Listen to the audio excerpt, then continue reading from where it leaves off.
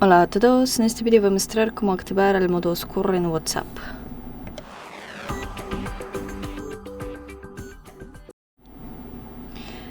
Si utilizas WhatsApp con frecuencia por la noche o simplemente prefieres una interfaz oscura, puedes activar el modo oscuro para que la aplicación sea más cómoda de usar y reduzca la fatiga visual en entornos con poca luz. Para hacerlo, abro WhatsApp, entre en Configuración.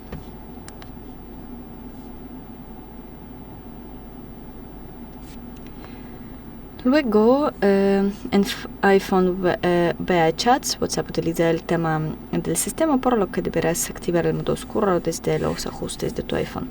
En Android, entra en Chats, selecciona Tema o Modo